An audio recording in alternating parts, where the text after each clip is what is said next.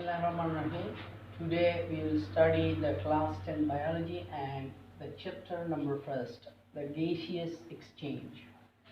तो आज हम गैसेस एक्सचेंज के बारे में पढ़ेंगे कि गैसियस एक्सचेंज क्या है, जो कि हमारे साथ पहला चैप्टर है बायोलॉजी के 10th क्लास का। तो इसमें बहुत सी चीज़ें हम स्टडी करेंगे इंशाल्लाह। और इसमें जो रिसेंटली जो आउटब्रेक चल रहा है कोविड-19 का, तो उसका भी जिक्र आएगा इसमें। और बहुत सी चीज़ें जो है वो आप इंशाल्लाह लर्न करेंगे। So let's start our chapter or unit, gaseous exchange. So what is gaseous exchange? First of all, we will move towards the introduction. So for developing the idea of gaseous exchange, I'll have to draw or to write something for you to understand. मैं कुछ लिखूंगा जिससे आप समझ जाएंगे कि gaseous exchange जो है ये हम स्टडी क्यों करेंगे और किस लिए करेंगे। इसके एंड फ्लो आपको मिल जाएगा इंशाल्लाह। So this is the sunlight, sun which emerge sunlight। जो सनलाइट प्रोडक्शन जो है, सनलाइट लाइट की प्रोडक्शन करता है सन। This is the light. So this light is coming towards the earth. ये दुनिया की तरफ आ रहा है, earth. So in earth we have plants. On earth we have plants, and those plants, for example, this is a sunlight coming towards the plant. This is a plant. My drawing is very bad, so I'm really sorry about that. So ये जो है sunlight आ रही है plant की तरफ, और ये plant जो है ये क्या कर रहा है, वाटर ऑब्जर्व कर रहा है अर्थ से, और इस प्लांट के जो लीव्स है उसमें ये वाटर भी जा रहा है यहाँ से। और ये जो for example this is a leaf of this plant, तो ये लीफ जो है ये सनलाइट जो है ये ऑब्जॉर्ब करती है। तो हमारे साथ प्लांट में कौन कौन सी चीज़ें आ गई, एक सनलाइट आ गई, सनलाइट, ठीक है, एक वाटर आ गया, सही है, और दूसरा ये कौन सी चीज़ ऑब्जॉर्ब कर रही है, तीसरी जो है वो कौन सी चीज़ है, तो तीसरी चीज़ जो है वो है carbon dioxide. Carbon dioxide. So where is this carbon dioxide come from? Carbon dioxide। तो ये कार्बन डाइऑक्साइड कहाँ से आ रहा है? ये तो हमें पता है कि सनलाइट जो है वो कहाँ से आ रहा है, सन से आ रहा है। वाटर कहाँ से आ रहा है, वो अर्थ में जो वाटर मौजूद है वो उसी से, वो रूट्स के ज़रिए वो प्लांट जो है वो ऑब्जर्व कर रहा है। लेकिन जो कार्बन डाइऑक्साइड है वो कहाँ से आ रहा है?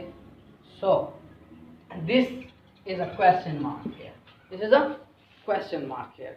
और हमें पता है कि इन तीन चीज़ों से हमारे साथ क्या बनता है, फूड प्रोडक्शन होती है प्लांट में।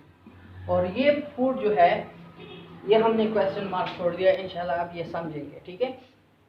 अब इन तीन चीज़ों से हमारे साथ फूड प्रोडक्शन होती है। तो फूड प्रोडक्शन जो होती है, तो ये फूड कौन इस्तेमाल करता है, फिर एनिमल्स इस्तेमाल करते हैं। कौन इस्तेमाल करते हैं? एनिमल्स इस्तेमाल करते हैं।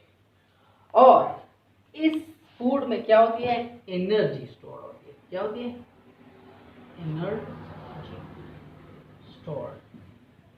सो हमने पढ़ लिया कि क्या होता है कि फूड प्रोडक्शन होती है। फूड प्रोडक्शन जो है ये कहाँ से होती है, प्लांट से होती है, प्लांट से हो जाती है। और हमने ये भी कह लिया कि ये तीन चीज़ों से होती है, वाटर, सनलाइट, और तीसरी जो चीज़ थी वो हमारे साथ थी कार्बन डाइऑक्साइड। तो इसके बारे में हमने क्वेश्चन मार्क छोड़ा कि ये हम इंशाल्लाह स्टडी करेंगे। अब फूड प्रोडक्शन हो गई, तो इस फूड प्रोडक्शन में फूड में क्या होती है, एनिमल्स के लिए क्या है, इसमें एनिमल्स के लिए ये फूड क्या कौन इस्तेमाल करते हैं, एनिमल्स, जो ह्यूमंस है, जो हमारे साथ और एनिमल्स है, वो सब इस फूड पे डिपेंड करता है और लाइफ गुजारते हैं। तो ये हम यूज़ करते हैं।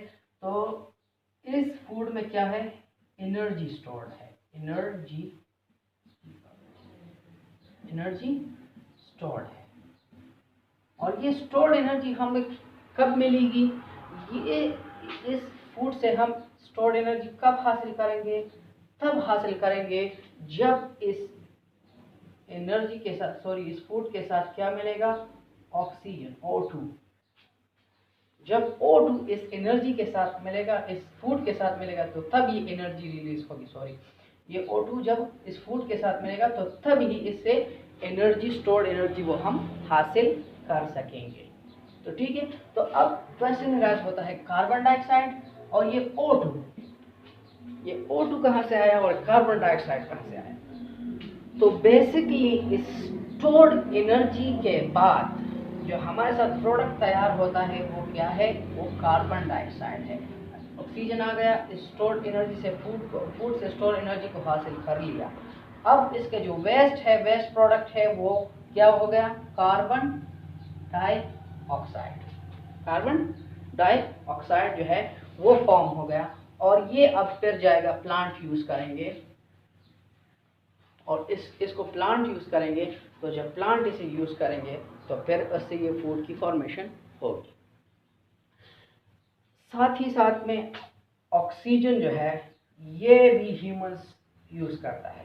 तो जब प्लांट फूड की प्रोडक्शन करता है, तो साथ ही साथ में इस फूड प्रोडक्शन के साथ वो ऑक्सीजन की भी प्रोडक्शन कर लेता है।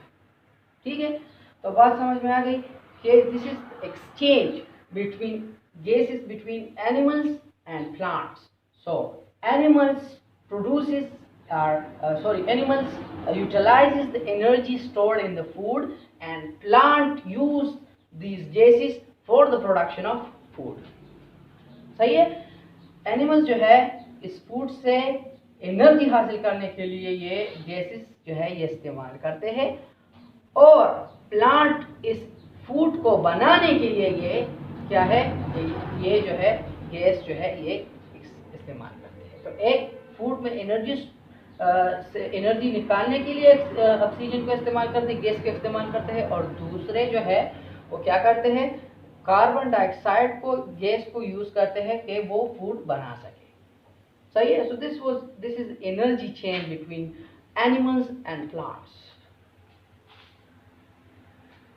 तो गैसेस एक्सचेंज हमने पढ़ लिए, जिसपे हमने कहा कि वो एनर्जी फॉर्मेशन होती है और फिर उसको एनिमल्स यूटिलाइज करते हैं, तो दोनों जो है वो गैस को यूज़ करते हैं। तो this was a simple idea about, इसमें बहुत सी फिर फिनोमिनास है, टर्म्स है, फोटोसिंथेसिस है, मतलब इसी की जो खुराक की फॉर्मेशन है इसको हम फोटोसिंथेसिस पर कहते हैं। दूसरे जो वो एनिमल्स उसे यूज़ करते हैं उसे रेस्पिरेशन कहते हैं।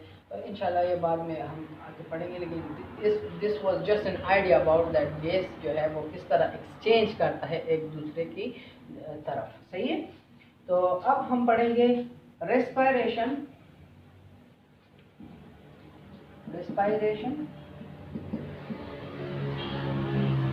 गैस एक्सचेंज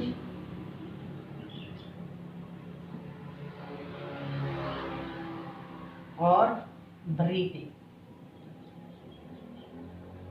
इन तीनों में जो है डिफरेंस क्या है, तो just start that what is respiration. So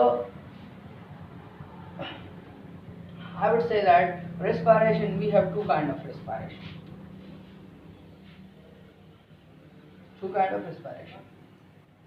One is internal respiration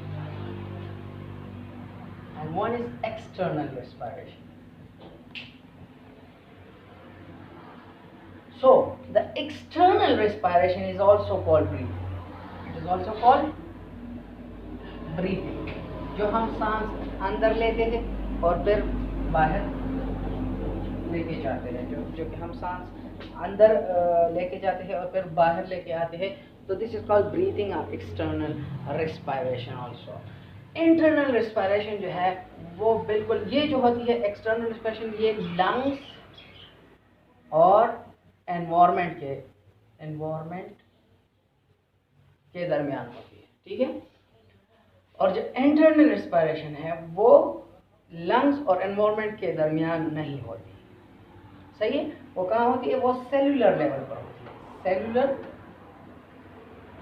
level पर होती है। फॉर एग्जाम्पल एक मैं बना लेता हूँ आपकी एग्जाम्पल के लिए। दिस इज अ सेल, सही है। इसको ऑक्सीजन आता है तो ये ऑक्सीजन सेल के अंदर जाता है, फिर इसमें जो स्टोर्ड फूड होता है सेल के अंदर, तो उससे वो एनर्जी रिलीज करता है। So all this is called what, internal respiration, जो सेलुलर लेवल पर हो रही है। तो बेसिकली जो टर्म यूज होता है रेस्पिरेशन, वो हमारे साथ मतलब क्या है कि वो सेलुलर लेवल पर हम बात कर रहे हैं कि यहाँ पे जो है रेस्पिरेशन हो रही है।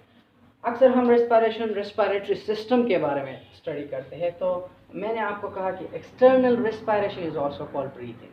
तो इसको भी हम ब्रीथिंग के लिए भी हम रेस्पिरेशन का लफ्ज़ यूज़ कर सकते हैं। ओके, सो रेस्पिरेशन आपने समझा कि दो टाइप्स के हैं। इसमें एक सेलुलर लेवल पर अगर हो तो सेलुलर लेवल पर जो है उसको हम इंटरनल रेस्पिरेशन, और जो एक्सटर्नल लेवल पर है जो मतलब लंग्स और एनवायरनमेंट के दरमियान है उसे हम ब्रीथिंग कहते हैं। अब गैस एक्सचेंज बीच में रह गया, तो गैस एक्सचेंज के बारे में हम स्टडी करते हैं कि गैस एक्सचेंज क्या है। सो गैस एक्सचेंज से का इसके साथ कोई ताल्लुक नहीं कि ये रेस्पिरेशन आया सेलुलर लेवल पे हो रही है या आए लंग्स और एनवायरनमेंट के दरमियान हो रही है, आया ये लीफ और एनवायरनमेंट के दरमियान हो रही है। It doesn't depend upon anything like that. Gas exchange means exchange of gases. एक गैस एक बैरियर से, एक एनवायरनमेंट से दूसरे एनवायरनमेंट में चला गया, सही है। बाहर एनवायरनमेंट से लीफ के अंदर चला गया, लीफ से बाहर एनवायरनमेंट की तरफ आ गया, simple, this is gas exchange. या लंग्स से एनवायरनमेंट की तरफ चला गया या एनवायरनमेंट से लंग्स की तरफ चला गया, सो दिस इज गैस एक्सचेंज। या सेल के अंदर आ गया कि कोई गैस, फॉर एग्जांपल ऑक्सीजन, और कार्बन डाइऑक्साइड उससे बाहर चला गया, सो this is gas exchange. It does not depend upon that whether is happening in leaf or in lungs or in cell on cellular level. So it is just the exchange of gases. So this is the difference between these three. Okay, breathing, which is also called external respiration. Gas exchange means any gas which exchange with another environment, and respiration means something's happening on the cellular level. Gas exchange happen on the cellular level is called respiration. इसमें एक अहम बात यह है कि जो हमारे साथ रेस्पिरेशन है, इंटरनल रेस्पिरेशन, इसमें हमारे साथ फूड में स्टोर्ड एनर्जी जो है, स्टोर्ड एनर्जी वो क्या होगी, रिलीज होगी। तो ये सबसे अहम बात है इसमें। इन सब में ये जो है, ये इन दोनों में ये चीज़ नहीं होती। जो फूड में स्टोर्ड एनर्जी है वो रिलीज नहीं होती, लेकिन जिस तरह मैंने कहा रेस्पिरेशन का ऑलवेज मतलब होता है इंटरनल रेस्पिरेशन। अगर कोई कहे कि एक्सटर्नल रेस्पिरेशन तो वो ब्रीथिंग के बारे में बात करे। तो इंटरनल रेस्पिरेशन में हमारे साथ सेलुलर लेवल पर होती है और उसमें हमारे साथ फूड से स्टोर्ड एनर्जी रिलीज होती है। सो आपने 3 चीज़ों का ख्याल रखना है कि जब रेस्पिरेशन की बात आए तो आपने समझना है कि यहाँ पे फूड में स्टोर्ड एनर्जी रिलीज होगी और ये सेलुलर लेवल पर होगी, ठीक है। गैस एक्सचेंज की बात आए तो कोई भी एनवायरनमेंट के दरमियान हो, किसी चीज़ के दरमियान हो, गैसेस का तबादला हो तो उसे हम गैस एक्सचेंज कहेंगे, सिंपल इन दैट। ब्रीथिंग, तो ब्रीथिंग का मतलब है कि एक्सटर्नल रेस्पिरेशन के लंग्स और एनवायरनमेंट के दरमियान जब गैस एक्सचेंज हो तो उसे हम कहेंगे breathing. Thank you very much.